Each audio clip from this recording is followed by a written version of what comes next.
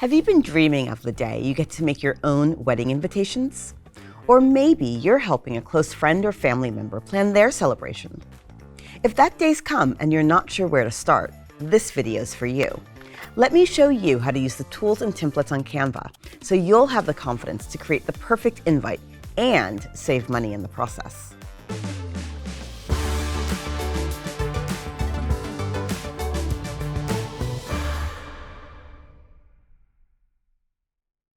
Hi, I'm Stephanie, and at Canva, I'm a talent inclusion partner. So, wedding invitations. I know from my own wedding how exciting yet stressful it can be to do everything yourself. So I'll try to keep things simple and stress-free. First, we'll create an invite using a template. Then I'll share some designs and some tips to inspire and support anyone looking to start from scratch.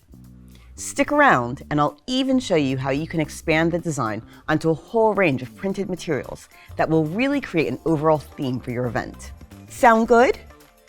Hit the like and subscribe button to keep connected. We'll be uploading new videos weekly that you won't want to miss. If you want to learn more about digital invites, check out my other video featuring a modern design with QR codes and embedded links. Okay, let's do a search for wedding templates in Canva. Whoa, check it out! There's over 20,000 designs to choose from. Don't get overwhelmed. This is great for two reasons. One, you're sure to find something you'll like. And two, it's highly unlikely you'll pick the same design as someone you know. As you can see, there are lots of different styles and layouts to consider. As you're scrolling, notice which styles or elements are grabbing your attention and what you like about them. It could be anything from the use of gold to having a textured background. And don't forget to star your favorites so you can come back to them later. For this first design, I'm looking for something ultra simple and elegant.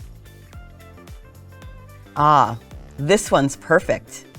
It's exactly what I had in mind, which means I won't need to do much to it. I didn't notice it was double-sided, but that's okay because I can easily delete this second page. That way, I'm cutting printing costs. Now let's take a look at the text. I like the wording of the introduction, so I'll leave that as is. Obviously, I'll need to change the details though. I can see two different fonts have been used for this design.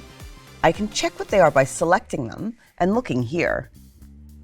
Introducing a third would look overwhelming, so I'll stick with two, but I might see if there's another style I'd prefer.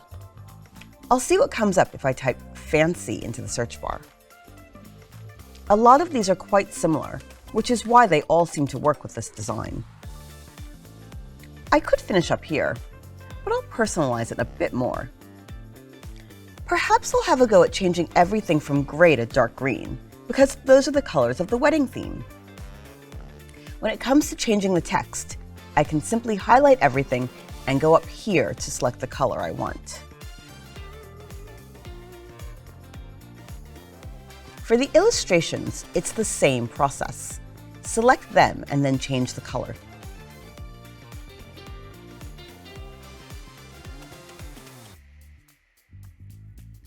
I'm seriously loving this design. The fine line illustrations paired with classic fonts gives it such an elegant look. I can just imagine how good it'll look when printed. Oh, speaking of which, let me show you how easy it is to order prints through Canva. Just go up here to print invitations and select the options you want. For wedding invites, I'd recommend printing on deluxe paper to give it that extra strength and quality feel. For a design like this one, I'd choose a matte finish over a gloss, and I'd include envelopes for convenience. That way I can start posting them out to guests as soon as they arrive. With a happiness guarantee, nothing can go horribly wrong, which is important when it comes to planning a wedding. Now we've covered how to use a template, let's move on to designing from scratch. Let us know in the comments which option you're leaning towards and why.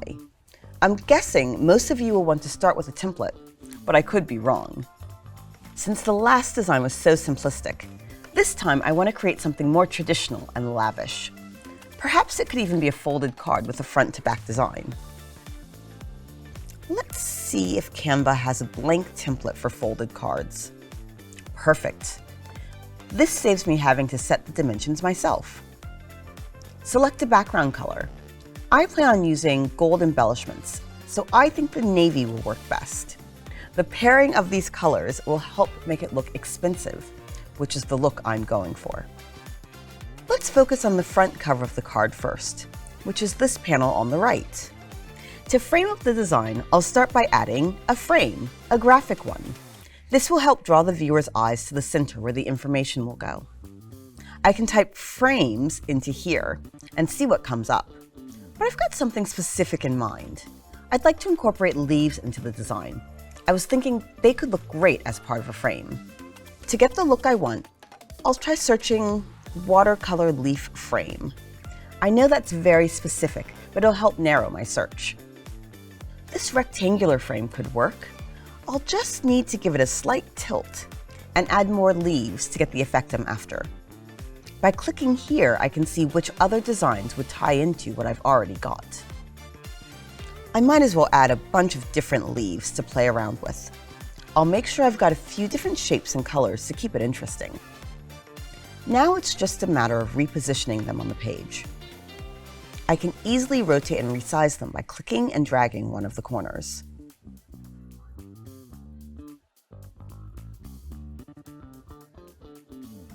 That's looking great. I'm loving the extra leaves. But now I feel there's not enough gold. I'd like to add some decorative elements to the corners, so this time I'll try searching gold glitter dots. If you're not a pro user, it's also a good idea to filter the results to show only free designs. This isn't quite what I had in mind, but I think it could work. Check it out. The splatters are the same color as the frame. That really helps tie the two together. In fact, I should probably use a similar tone for the text as well. I'm a big fan of the serif font, so I might as well use it for everything.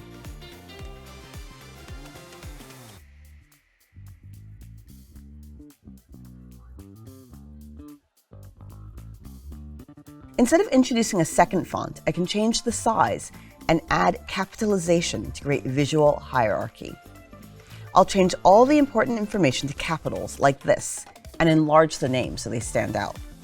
Now I just need to select a color. White is too stark for this design, but a creamy tone will work nicely with the richness of the gold and navy.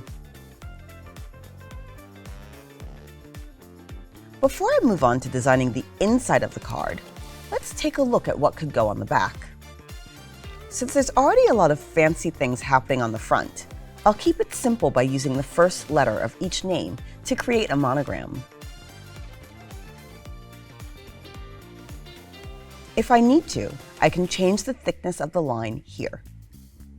And choose a sans serif font that's a little more slick and simple. I'm liking the style. I think it just needs another gold splatter in this corner to balance it out. Now let's check out what could go inside the card. You can see how I've reused a lot of the elements from the front page.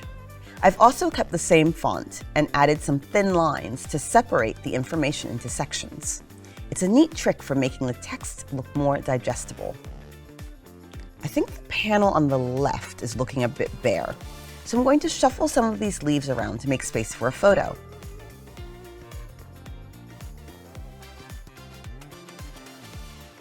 Let's see if I can find an image frame that's not just your ordinary rectangle. Perhaps I'll search torn to see if I can get something with a homemade feel to it. I think this will look good, but it's hard to tell without the photo. Adding a photo can be a great way to further personalize your invite.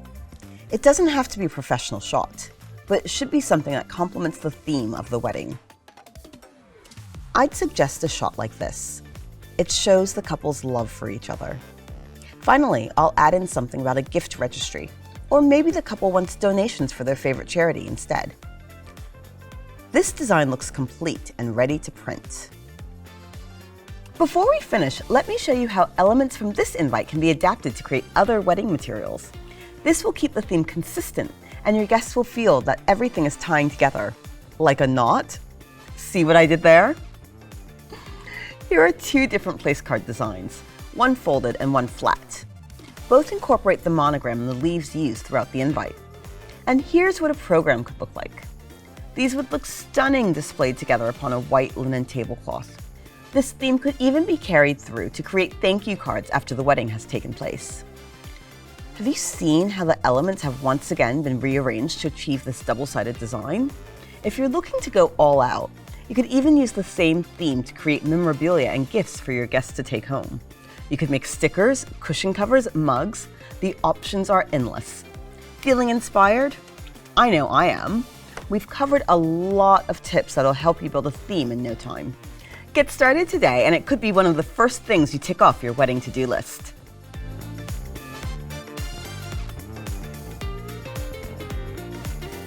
Let us know in the comments which design you like best and how you might use some of the tips we've discussed to design your dream invitation. If you found this video helpful, share the love by liking it. And if you want something more modern, don't forget my other video that looks at digital invites and how you can use them.